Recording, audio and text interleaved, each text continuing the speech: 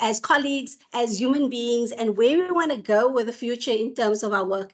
And one of those things we brought on, Mr. Benjamin, is this topic about the conscious collective, that that we are responsible essentially as a whole towards bringing betterment into the organization. So with that, I want to introduce you to Mr. Juan Benjamin, our Chief Director for Curriculum Management and Assessment, our Chief Director as well within the e-learning sphere. And, Mr. Benjamin is so well known in terms of his empowered word, his ability to motivational speaking, lecturing, e-learning in itself. He's got his own sense. He's got a master's, if I'm not mistaken, in e-mentoring as well. And it is such a powerful and exciting time to have Mr. Benjamin with us this morning. So, Mr. Benjamin, over to you, and I welcome you, and I thank you for coming into our session today. I mean, we are in season 3 of Empower Hour. It is really so remarkable how we've learned over the last couple of years and the type of topics that have come forth as well. And when I saw that you were also here, the first thing I said to you that, Mr. Benjamin, please be part of our Power Hour. I love the way you think. I love your creative leadership that you have. I love your disruptive thinking in it as well. And, it brings about a sense of pushing our boundaries, pushing us to the next limits. It also gives us the opportunity to really take risks within the work that we do in order for us to only improve. So once again, I welcome you, sir. Thank you. And so everybody, we welcome Mr. Benjamin, and we are very excited to have him here. Thanks so much. Good morning, colleagues. I'm going to have the video removed so you won't see me when we do the presentation, and then Kafisa's leading me through this. I'm quite anxious because she's also so passionate about this particular series. Hopefully we'll do justice to her expectation that she's just created and just elevated my nervousness around meeting that expectation, but I'm sure we'll get there as we move through. I'm going to take you into a presentation that I'll chat to, and when you look at the opening slide, I'll also talk a little about why that slide and what it means for me.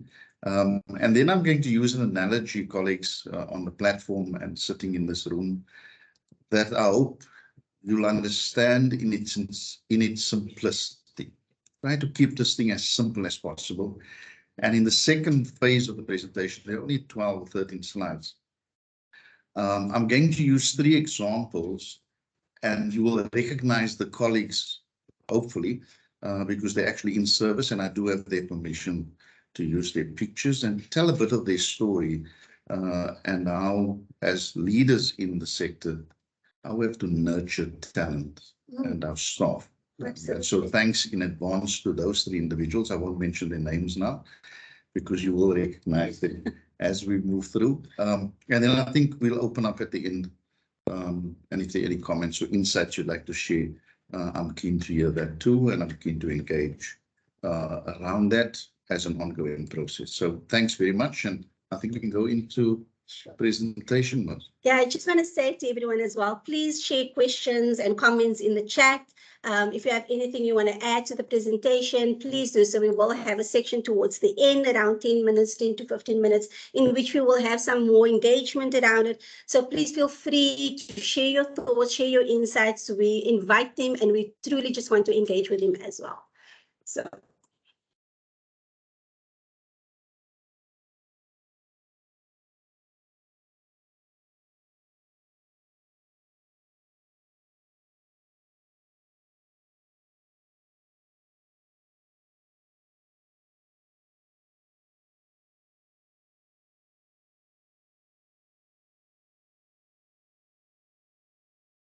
Mr. Benjamin, over to you. Thanks so much, Shafisa. I appreciate it.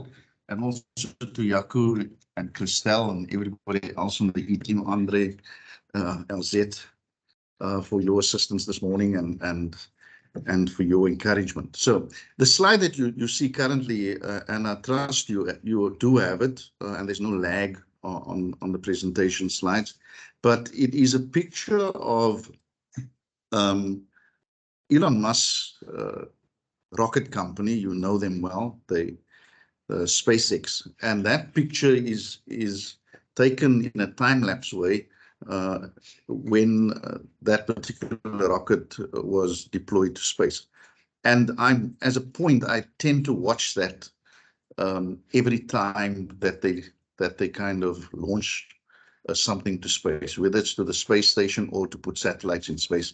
I'm totally fascinated by that picture, because if you read his story, besides that he's South African born, you will recognize how difficult it is to do what he's doing in an environment that is always just critical of him. And you also, if you look at his own history, he's had challenges around being autistic, and we know that environment is one that our department is also giving attention to after many, many years of activism around it. But the picture you see talks to me about possibility. What's possible if you put your mind to it, and how exciting that becomes as you move through. As I said earlier, I'm focusing on two aspects in this presentation. Initially, they may not make sense to you, but I'll draw the strands together at the end. But if you look at the next slide, and I know you can read, so I'm just amplifying the quotation. And I trust you seeing that particular quotation at this point. It says, "Between the great things we cannot do and the small things we will not do, the danger is that we shall do nothing." I want to repeat that just again for amplification. Between the great things we cannot do and the small things we will not do, the danger is that we shall do nothing. And colleagues, that largely has driven my leadership approach in the organization that I find myself, because the organization is a bureaucratic one, and bureaucracies have not been set up to service the needs of people who work within those bureaucracies. They are set up around processes and rank structures that have to deliver to a community. But the people that work within those bureaucracies are not the most important thing in the traditional sense of bureaucracies. And so we find ourselves in an organization that's a bureaucratic one, and has about 40,000 employees.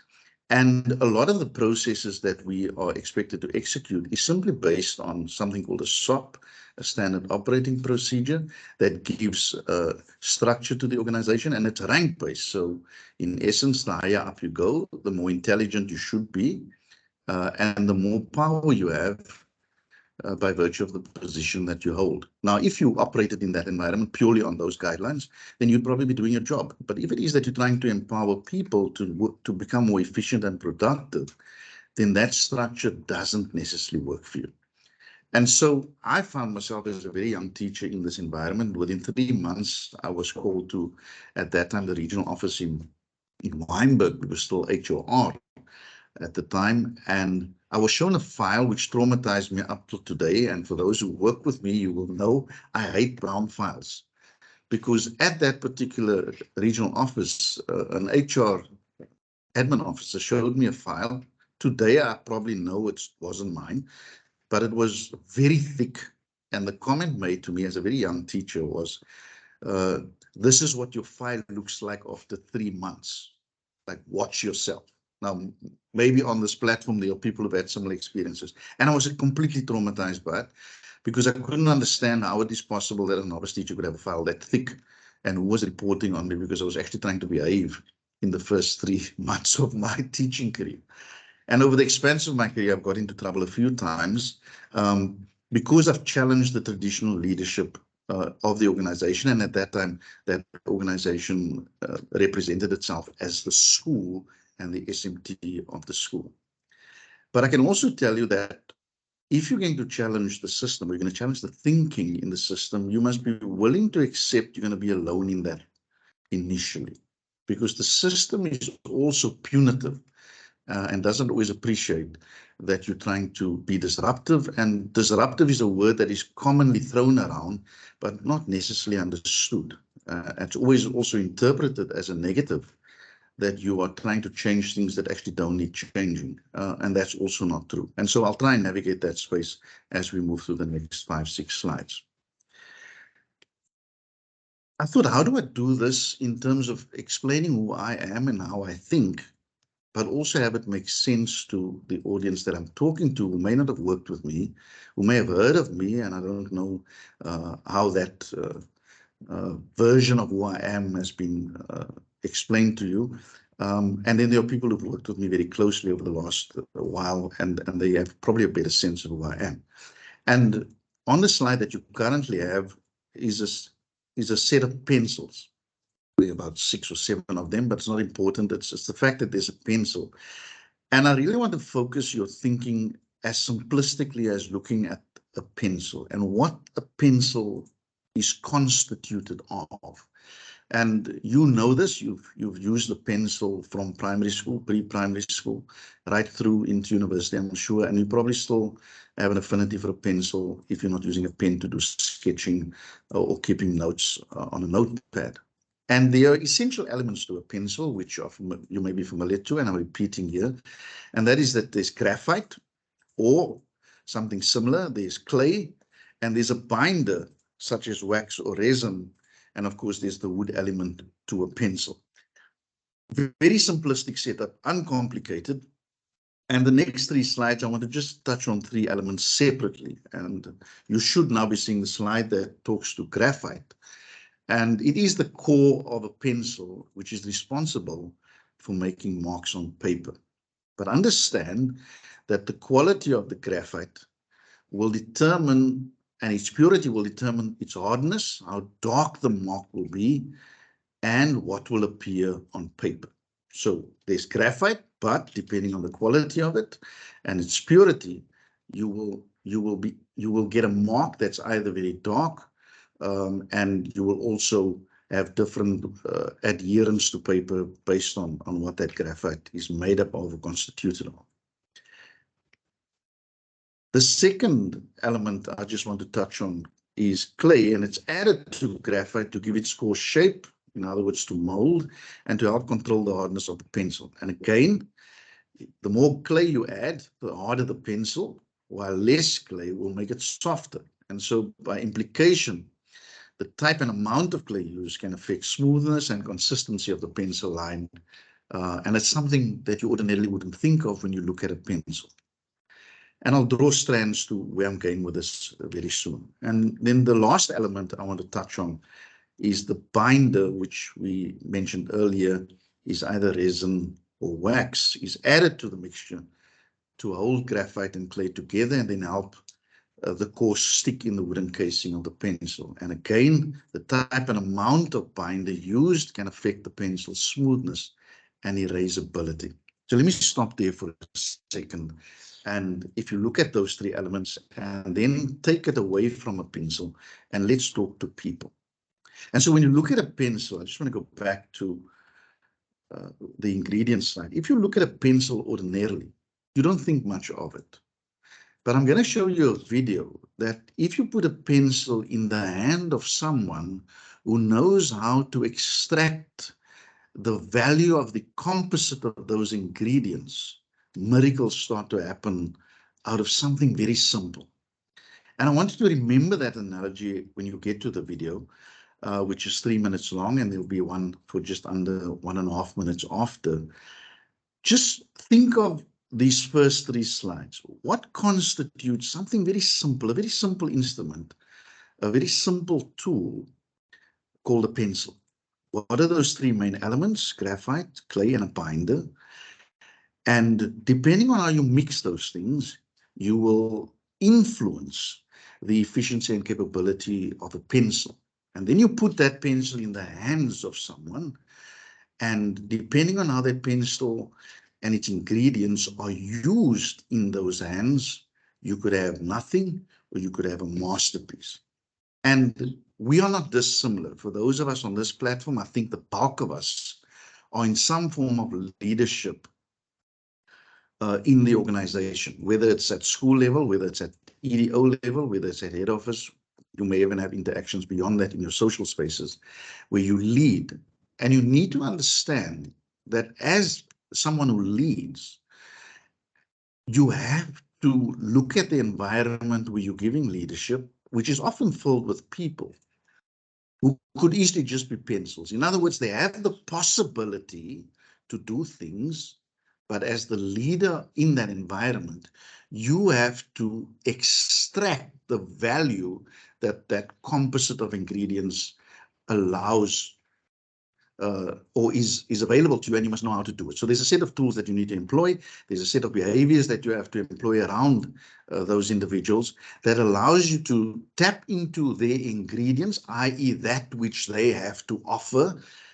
And depending on how you use those elements, you're either going to get nothing or you're going to get a masterpiece in that people grow, and more they become confident to show you what their capabilities are. So remember those 3 slides, and I'm going to take you to the next slide. So understand, as I've been saying, and I'm repeating before we watch the video for 3 minutes, that overall the interplay of the ingredients that I've highlighted and its balance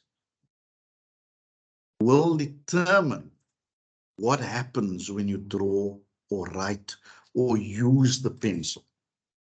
So you may have never thought of a pencil in that way. You've probably, like me, just taken a pencil, put it to paper, and things happen.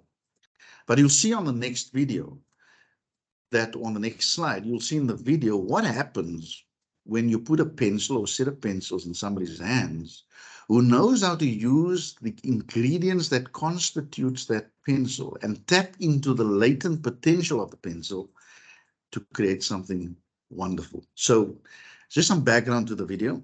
It's an artist that sketches, and it's a composite of a few years of work that I've time-lapsed so that you don't have to spend too much time watching it. It'll be about 3 minutes. But watch how using pencils, what has happened over time as the person holding that pencil extracts the potential of the ingredients of those pencils, and builds competence over time in utilization of the tool available in that environment. So do enjoy the next 3 minutes.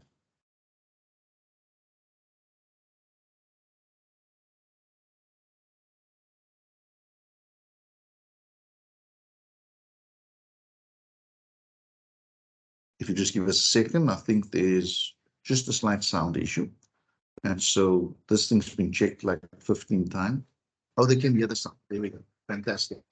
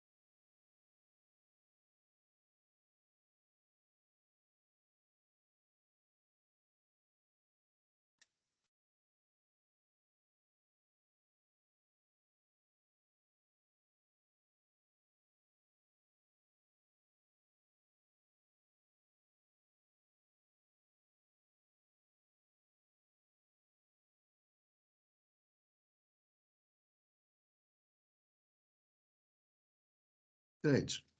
Thanks. I hope you enjoyed that interlude. And I see, Chantal, your remarks, and I'll come to a sharpener later because it plays a role in this process as we move forward. You'll get to understand it. Thanks for the comment. I appreciate that. So we move on. So the question then is, if you look at that video, all of which was done with a pencil,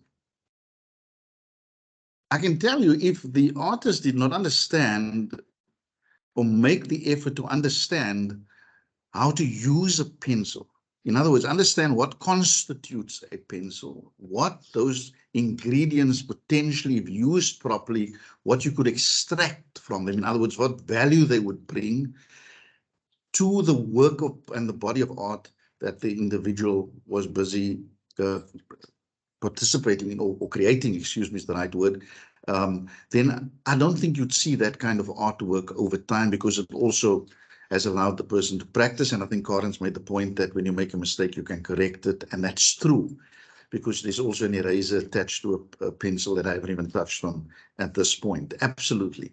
But colleagues, I've tried to use an analogy that is so simple that it's almost a question of how is it that I never ever thought of it in that way. But when we lead, we are leading people who are much more complicated in terms of how they are put together or constructed.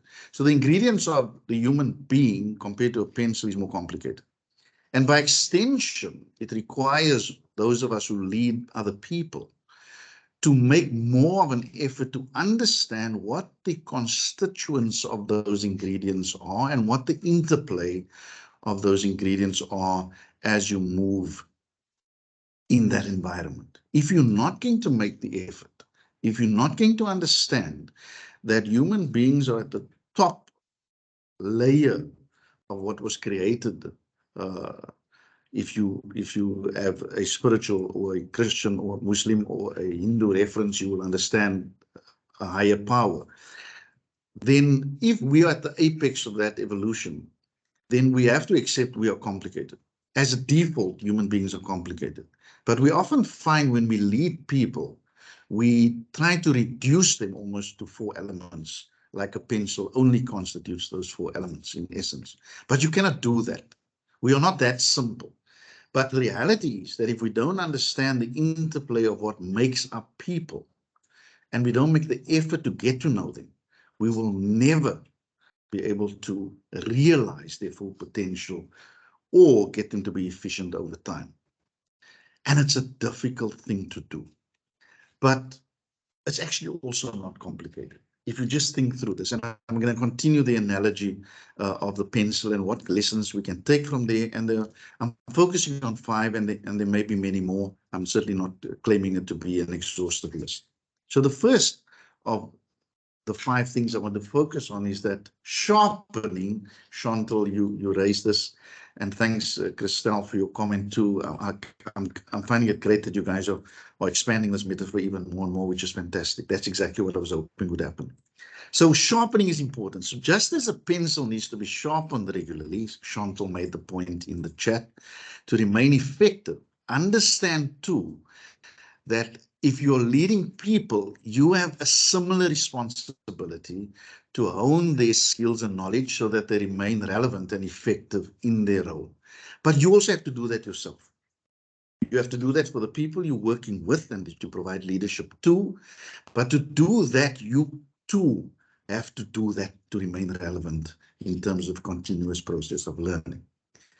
The second element that I want to focus on is adaptability. And I think, Christelle, you made the point about flexibility. I suppose it's a similar word.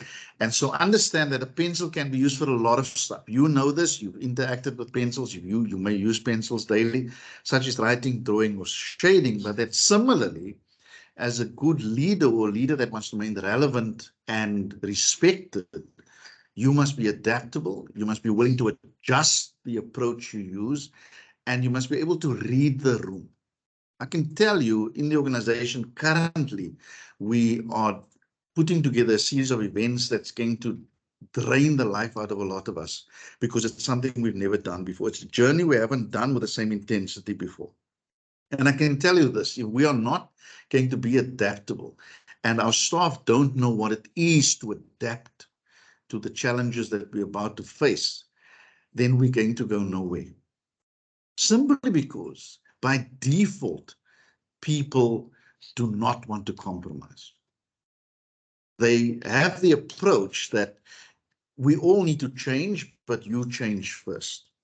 And as a leader, you must understand then that often that's required, that you actually have to then change first, because people do want to see, because they have insecurities. And again, within environments like bureaucracies, they know what happens when you miss a beat, or you miss a process, or you miss a step. You get caned for it. By default, there is something called consequence management, which is not a bad thing, but it's often viewed in the organization as something punitive and negative, and is not viewed with the intent, I think, that it was meant when it was first formulated, because it has to do with responses to behavior that might not be desirable.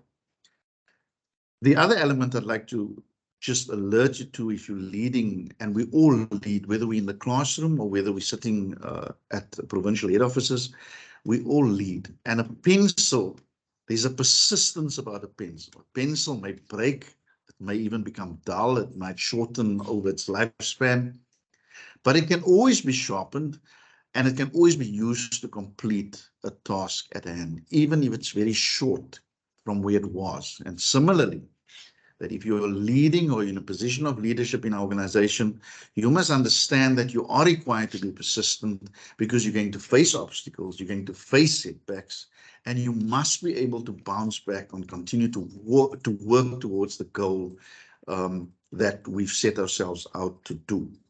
Remember, it doesn't matter if a pencil has its original length or it has a tenth of its length. Its potential to do the same thing still exists.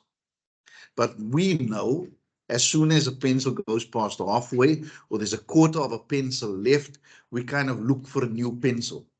But the ability and the inherent possibility of that short piece of pencil still exists, because its ingredients and the way it was put together has not changed.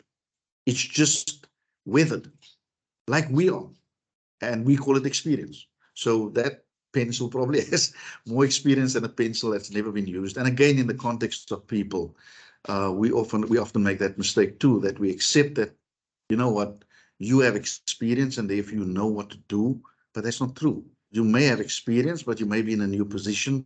You may be doing something new in terms of a job description. You may be given a task that you've never done before, but our default setting is, but you should know what to do because you've been around for a while, and that's not true. Every day we wake up, there's something we don't know because the world overnight has changed. That's a difficult thing as an adult to comprehend. But I tell you, when you look at children, they're always alive to possibility. They have no boundaries around what they're able to learn and what they're able to assimilate. They literally get up as if the next day is the first day of their lives and yesterday never happened. What do we do as adults? We get up and we remind ourselves what a crap week we've had, and thank God it's Friday. Hopefully that sounds familiar to you. It's certainly some things that I've done too in my experience of 50 odd years.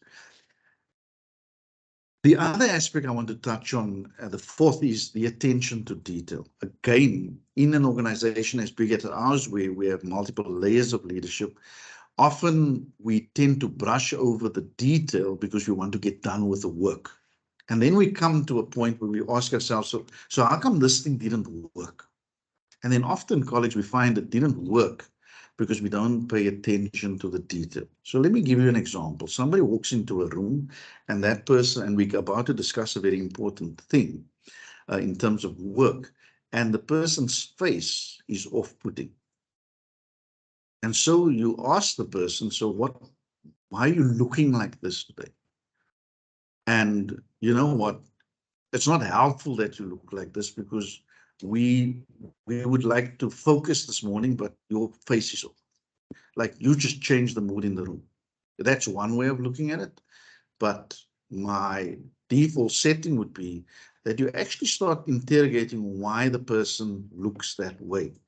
Because if that person is not focused in the room, or has come into the room distracted or influenced by something that happened on the way to work, then you are not going to have a productive meeting anyway. So you might as well spend some time trying to find out what has upset the individual, deal with that, get the person calmed, and then proceed with the agenda of the meeting. Because if you don't do it, you'll never know that the only reason that person's face looks the way it looks is because a taxi cut them off on the way to work. And they were uptight. And they actually got up 10 minutes late. And so they were rushing anyway. But if you don't get to the kernel of why that person is upset, you will never have a productive meeting, because the rest of us are just going to look at the individual and say, oh my word, we must now be careful what we do here, because look what he looks like, or look what she looks like. And the person is not cooperative or not collaborating anyway. So the same in terms of a pencil and its properties. It's a very precise tool, and you need to pay attention to detail to use it effectively. And I'm asking that as leaders in an organization, and certainly I try and do this, you must pay attention to detail, and you must be very meticulous around the approach that you use to ensure that you achieve desired results. And if that approach involves other people, you have to pay attention to the detail and be meticulous around each and every one of them that constitute the team that allows to move us forward. Because if you don't, your efficiencies will be affected. Now, a lot of people say that's being disruptive, but it's actually not. And so when people tell me I'm a disruptor in the organization, then I actually have to remind myself that I'm not. Because all I'm really trying to do is do what I've just explained to you, to touch on the fact that I need to be sharp, that I need to be adaptable, that I need to be persistent. And those of you who work closely with me will recognize those elements. And I do pay attention to the detail. Because if you don't, you will have compromised results. And then fifthly, I do understand the need to collaborate. You have to accept, in the world that we live, you have to collaborate to create efficiency. You have a ceiling. You may not want to hear this. You may have been told all your life as an A student and a Tux learner at high school and 7 A's in your matric exam and having a distinction around your degree, that you are the cat's whiskers. Often the cat's whiskers do nothing in the environment because you're so consumed with yourself that you don't realize that everybody else walked away from you. And then the job becomes too big and you may not have the resilience or the coping skills to actually deal with the situation that you find yourself in. And then you go into self-defense mode and say, yeah, well, you know, people just don't like the fact that I'm a very clever guy, which is not true. You've actually missed the reading of the room completely. And so, again, ending on the pencil analogy, that a pencil is composed of different elements. I've mentioned lead, the eraser, the casing. Chantal in the chat mentioned that there's a sharpener involved as a secondary element. But it is all of those things together that makes a pencil work in its basic form, and that is to leave a mark on a piece of paper. Similarly, as a successful leader or a leader trying to make a difference in the organization, you're going to have to understand that you have to bring together different skills, different skill sets, different perspectives of all your team members, and they will have different perspectives because we're not all the same. And your job is to try and hone all of that into a conducive space to allow us to achieve something that is meaningful and impacting and sustainable and will change the lives of 1.1 million learners in this province, in the system, and over 34,000 teachers and the rest of public service staff. So yes, you have to collaborate. And as I've said, I'm sure there are other aspects too that you can think of, and I'm happy if you are thinking about them, because as I said earlier, this is not an exhaustive list. So having said all of those things, what I'm now keen to do is show you another video that's about 1 minute and 50 seconds, and just watch what happens when you get all those elements to work that we just described, using the pencil as our reference, and in the hands of someone who knows how to extract those elements and the mix of those elements, what is possible. Enjoy.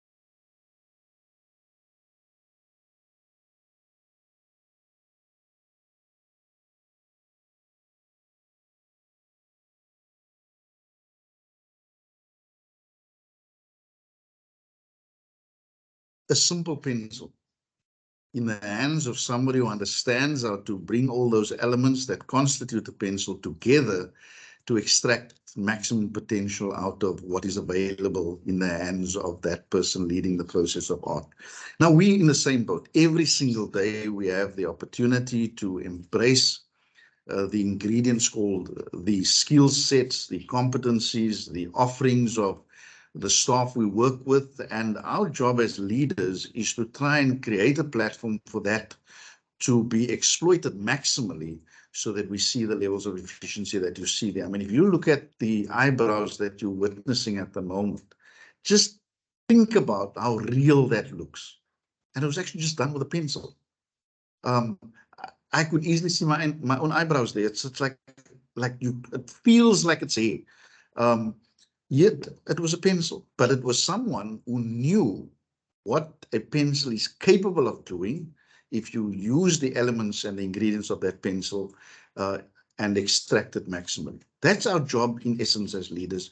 We have to do that. We often inherit staff. We don't necessarily appoint them ourselves, but you have a responsibility to extract them, the potential that they offer maximally so that we are able to do what we need to do efficiently in service of learners and teachers. I'm coming to my last 3 slides, and I'm going to talk about 3 staff members that work with us. And again, I want to thank them that I was able to use their pictures because I have a particular story I'd like to tell around them. And so the first is Wiskunde Juffrou. You may know her as Lizette Boys, and she's a mathematics advisor in Cape Winelands. And I've put a quote next to her name, and I'll explain why I use that quote, because it's very intentional. And the quote is that as leaders, we are never responsible for filling anyone else's cup. Our responsibility is to empty ours. I want to say that again. As leaders, we are never responsible for filling other people's cups. Our responsibility is to empty ours. And that's something that I try and practice, and I don't always get it right because it's a very difficult thing to do, that you actually have to offer yourself up for others to grow. That which you know you're good at, that which you possess inherently, if you want to build others, you have to give of yourself. If you're not willing to invest yourself and make yourself vulnerable as a leader to other people, nothing's going to happen. You will never maximally exploit the potential in others if you do not create the sense with those that you lead that you are willing to give of yourself. And the more you give of yourself, the more you'll find that people gravitate towards you because they recognize vulnerability, they recognize your willingness to be vulnerable, they recognize your willingness to be schooled, they recognize your willingness to also be led. I raise this because in the organization, we have a lot of young people. Lizette is one of them. And when we employed her, she was very nervous because she's a creative individual. And the space she needs to be creative is not often well understood within the organization. So if she needs to, I'm using a mad example, walk along the beach for half an hour and that helps her create a 40-minute video of substance, then that is the space she needs. But this organization doesn't necessarily understand that. And so what it will attempt to do is get a creative individual to comply with the mode and behaviors required of the organization. And so you snuff out that potential in the individual. And in the end, she is forced to think about school visits before she thinks about how she can creatively extract her skill set to help learners in a very different way. We also find that managers don't often know how to deal with an individual like her because she is different. And the challenge is once we classify her as different, we have to ask ourselves against what measure are we making that call that she's different? Is our measure not the wrong one and hers the right one? The other thing we do is we say she's a millennial, and suddenly that makes her unchartworthy. In other words, they're out of control. You don't know what to do with them, and so let's get rid of them. And she'll tell you, if you spend time speaking to her, that she struggled to obtain permanency in our department because people don't understand her. But yet she is an honors degree maths qualified individual. She's highly competent, but she's also highly creative.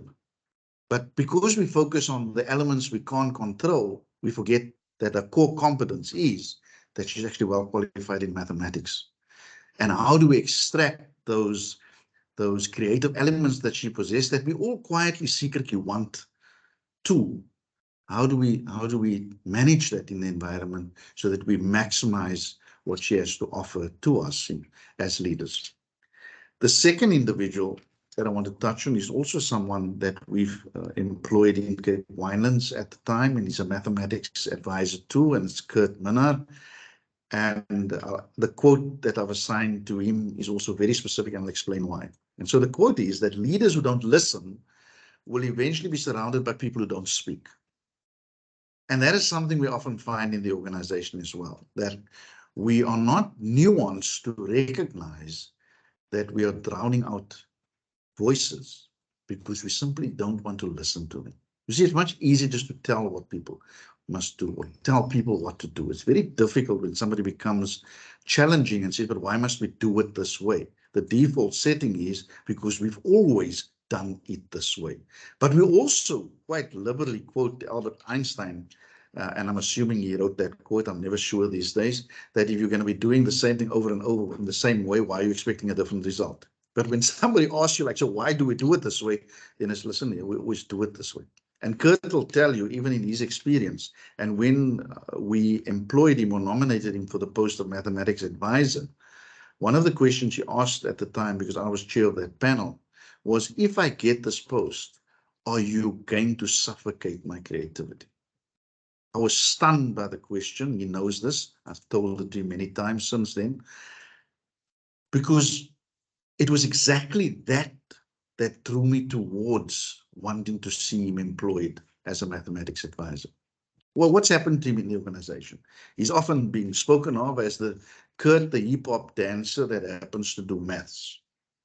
But actually, Kurt is a maths qualified subject advisor. He's a maths competent person, but we project him in the organization as someone who can dance. Oh, and by the way, he can also do maths. But what Kurt has successfully been able to show us is that if you combine elements of dance and you meet our learners where they find themselves, you can actually teach maths. But we don't necessarily have a tolerance for it because it's something we don't understand, because in the paradigms that we come from, we've never been told you can use dance to teach geography. It's like, that's impossible. Yet there's a teacher at Ocean View High School called Joseph Smart who uses rap to teach geography, and is very successful.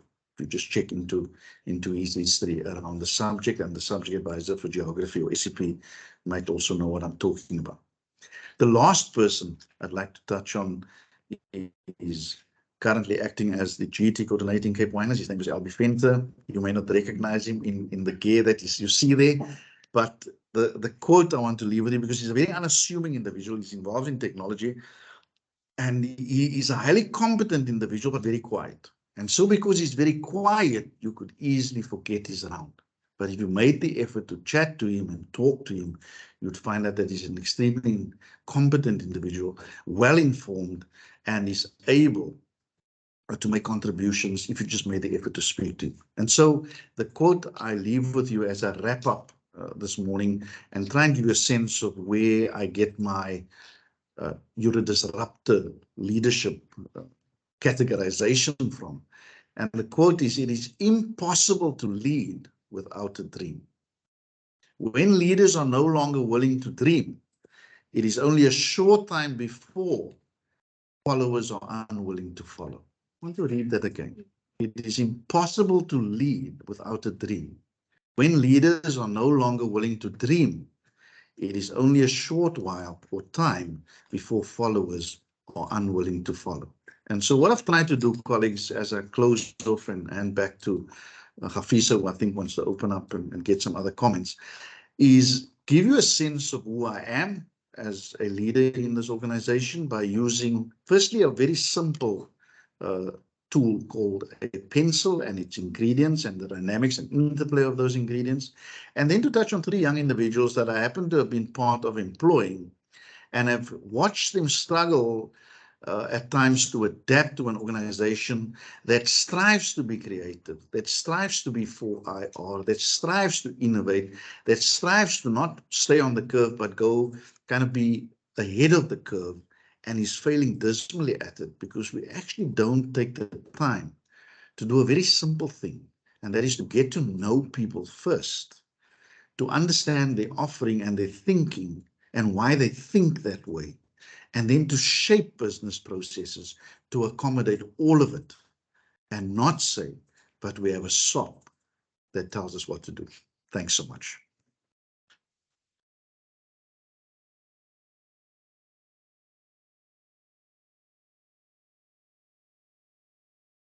Cool, thank you. I'm handing you back to Hafisa. Wow, sir, that was so amazing. I think so many comments came through. I see I even got private comments about how they love this presentation.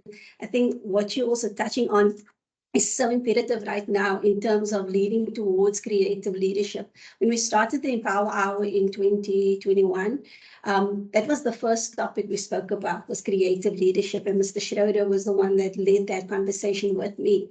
And it was such a powerful cyclical aspect right now, bringing that back as a reminder to us that through creativity, through the artistic appeal of things, and through the artistic behavior and thinking, we are able to actually still bring in all the culminations of both academia as well as the arts, for that matter. We speak about STEAMAC, we speak about all of these things, but the integration of it within our character building, within our behaviors, within the professional world, is very different, and we struggle to sometimes assimilate that into our world. And you know, when I think about the discussion you and I had around the conscious collective, and I'm so excited that you even brought in Lizette and you brought in Kurt as reminders, even Albie, reminders of that creativity that we need to harness. That's because we are also moving into more new people coming into the organization, and we are constantly thinking about, yes, the flexibility and moving with the times. So if we are thinking in that respect, therefore we have to shift our paradigm in order to allow changes to happen in a positive and in a creative way. And we sometimes don't associate creativity with success because it's our natural thinking of a political nature of the past has always been a labor force in how we are supposed to be driving schooling, driving culture, driving organizations. But so many organizations have proved that creativity is the way to bring out the best in people. So one of my questions is, how do we reshape that punitive, compliant culture that has been so present in our paradigm into a more creative, honing, empathetic, conscious, and purposeful behavior, so that we are able to harness accountability? Because one of the other things about coming forward as well in terms of being creative and doing, you have to remain accountable for what you are doing. And if there's no, and if there isn't a understanding fully of what that means, people shy away from taking that responsibility because they're going to throw it back at you, you know? So how do we harness collective accountability around that creative owning and reshaping the punitive culture that we know is very present and brings about a lot of fear in others to take that risk, to showcase their talents, to showcase their creativity as well? Sure, that's a difficult question. And maybe that's why I'm called a disruptor, because there's so few of us around. But I think the ability to disrupt the current non-people focused approach that bureaucracies are on lies within all of us. For me, it's as simple as that. If you, as someone who is leading people, or managing a component or a subcomponent, if you consciously make the effort to recognize that you're uncomfortable, and then try to understand, why are you uncomfortable around this individual? What is it that makes you uncomfortable? And that is actually okay to be uncomfortable. And then to recognize that if I don't have the skill set to understand how to manage this, I actually have to reach out and create space. Often we think that to deal with it, we must constrict the space, like shut it down. But you actually don't shut it down. It's like creating a pressure cooker. It'll blow out eventually. It'll take off the pan with it, and you will have absolutely no control over it. And so my advice to managers because I recognize a lot of managers that are in the system at various layers, right up to DBE, have built careers around the administration. They built careers around this step by step, getting more positional authority as I move along, and actually not having to do anything other than just walk the instruction. Again, if we keep the focus, and I try and do this in all my deliberations, both in my head and when I talk to people, if we keep the focus that learners are the end users of what we do and the receivers and our clients, then actually we will never have a problem doing this. Because learners actually never have a problem doing this. They will bounce off each other. They will have a disagreement, but 3 minutes later, they'll be walking with their arms around each other's necks. But the parents will hold this grudge for the next 35 years when they come and pick up their kids. And it's as simple as that. I think there's much to learn from just paying attention to the children we serve. And be vulnerable. Our society, very deeply patriarchal in South Africa, but, and I'm sure elsewhere in the world, there are elements of it, is designed to almost keep you in your place. Yeah. And I'm saying, if we recognize the shortcomings of that, how difficult is it to just create some space? Allow people to breathe, allow yourself to breathe, and be unapologetic about breathing. Because without oxygen, you will die. You will suffocate. Absolutely. And so give space. And I'm not saying throw out the rules, because a lot of people think that's what I mean. No. I'm quite happy to play within the rules. But I also know that within the rule book, we have created at component level, at subcomponent level, at school level, at phase level, another set of rules. So in the end, nobody knows what the rules are. Yeah. Like there are so many rules as just an acceptance that actually these are the rules. But if you go and scratch at it, and you take the veneer off it, you find out that this was actually Hafiza's rule. And because she was here 20 years, it became an SOP. But it was never one. And as leaders, you have that responsibility. Yeah. You have the responsibility to recognize that the children we serve are going into a world that none of us know what it looks like.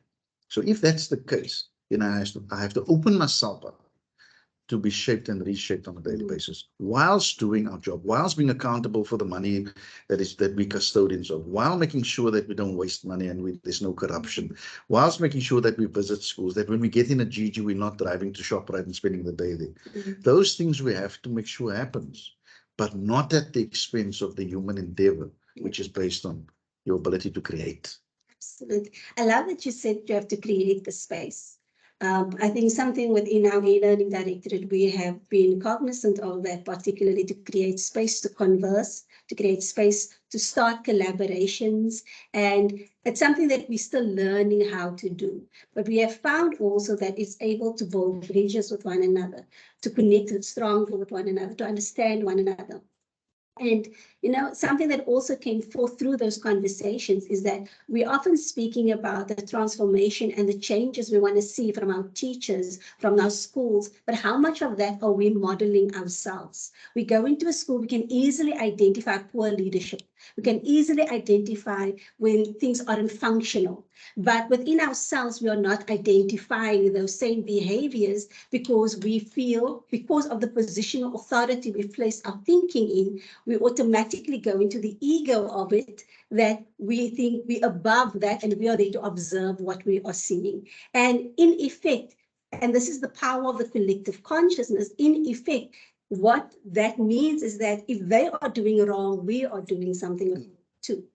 Because it's not just on the school, it's not just on the teacher. Oh, for sure. There's a collective culture that it has been completely assimilated into our thinking, that we need to witness each other, judge each other, as opposed to understand that we are in this together. No, for sure.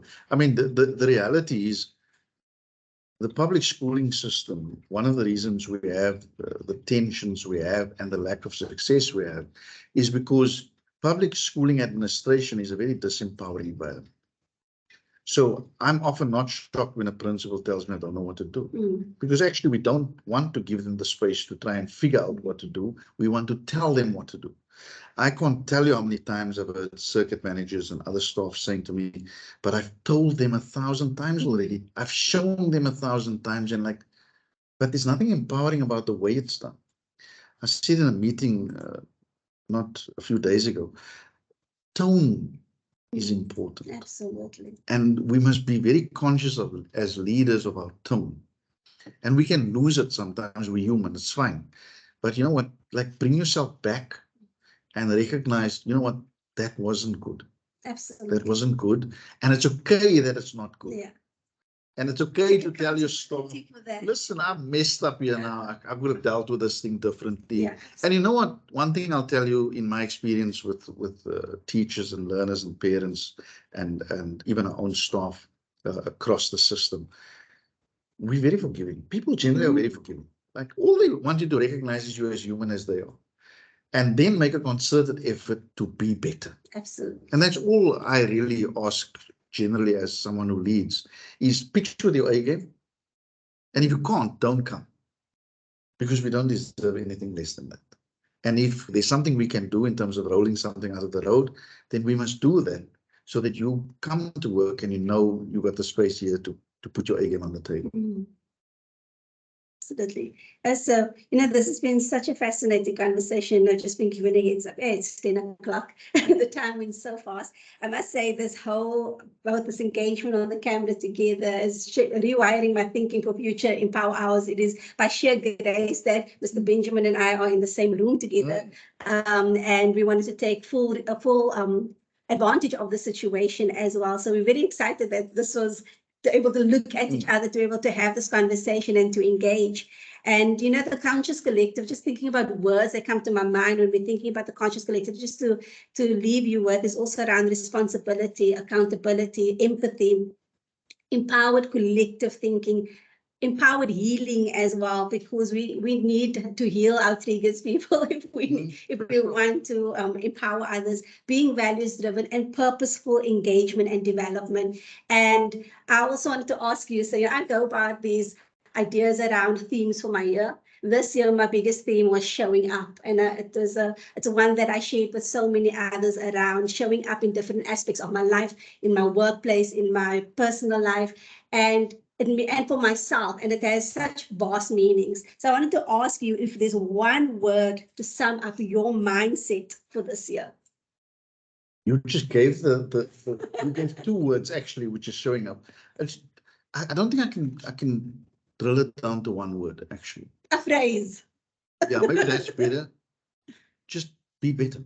Be better, because be better by implication implies that you're opening yourself up to the possibility of actually improving.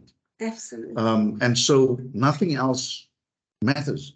I think in South Africa, on average, we live to about 70 years statistically. It's not a long time. I say it to the people that I've been working with very closely the last 10 years. I've said it a few times. They're probably tired of hearing it. That the one thing I'd like to ask God at some point is like, why do you get wisdom, or why do you become wise after 50?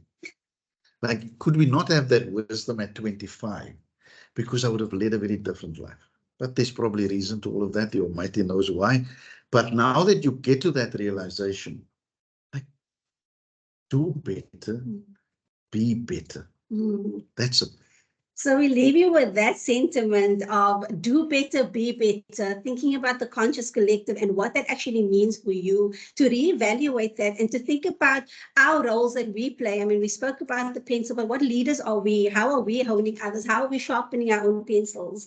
And yes, we are human, we make mistakes, but to own up to those mistakes and to be forgiving of others as they are also learning through developing themselves. So thank you once again for joining our Empower Hour, episode 1, 2023. And we look forward to the new term to bring about episode 2. And thank you. The recording will be available for you at a later stage within next week. And have a blessed weekend and take care of yourselves. Thank you. Bye.